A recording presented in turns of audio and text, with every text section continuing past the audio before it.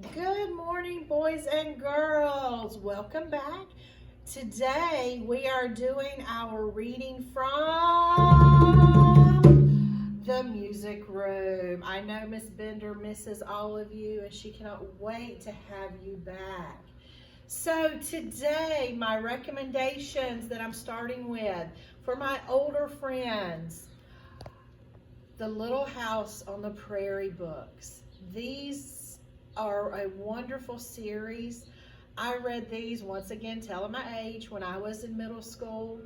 I still have my set of Little House on the Prairie books that I received for, I want to say Christmas when I was little.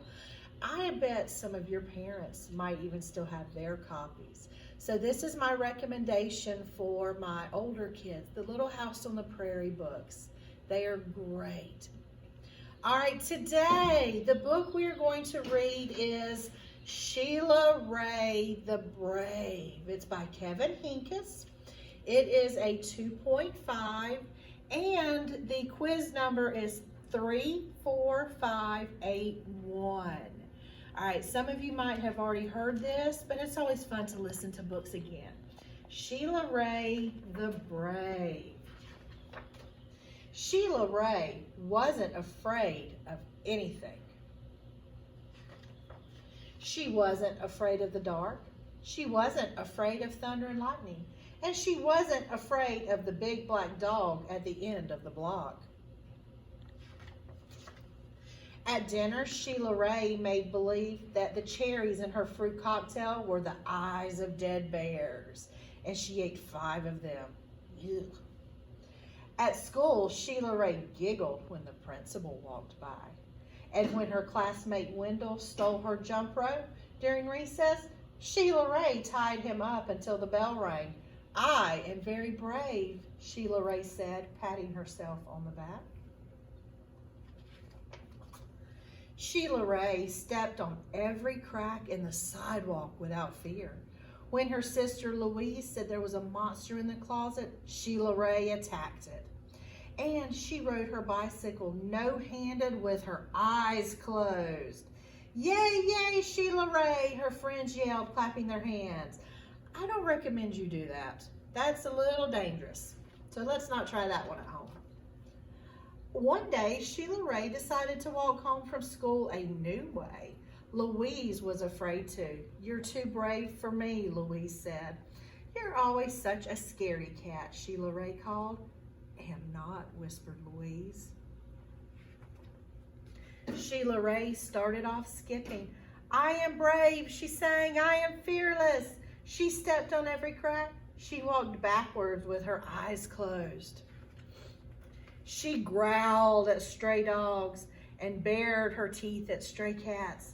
And she pretended that the trees were evil creatures. She climbed up them and broke their fingers off. Snap, snap, snap. Sheila Rae walked and walked. She turned corners. She crossed streets. It suddenly occurred to Sheila Rae that nothing looked familiar. Sheila Rae heard frightening noises. They sounded worse than thunder. She thought horrible thoughts. They were worse than anything she had ever imagined. I am brave, Sheila Rae tried to convince herself. I am fearless. The sounds became more frightening. The thoughts became more horrible. Sheila Rae sat down on a rock and cried. Help, she sniffled. She thought of her mother and her father and Louise. Mother, father, Louise, she cried. Here I am, a voice said. Louise, Sheila Rae hugged her. We're lost, Sheila Rae said. No, we're not, said Louise. I know the way home. Follow me. Louise stepped on every crack. She walked backwards with her eyes closed. She growled at stray dogs and bared her teeth at stray cats. And she pretended that the trees were evil creatures. She jumped up and broke their fingers off. Snap, snap, snap. Sheila Rae walked quietly behind her. They walked and walked. They crossed streets. They turned corners. Soon their house could be seen between the trees. Sheila Rae grabbed Louise and dashed up the street. When they reached their own yard and the gate was closed behind them, Sheila Rae said, "Louise, you are brave. You are fearless."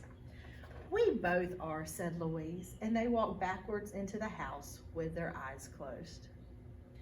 All right, I hope you enjoyed Sheila Rae the Brave. Kevin Hinkes has lots of books. He has a very neat website also.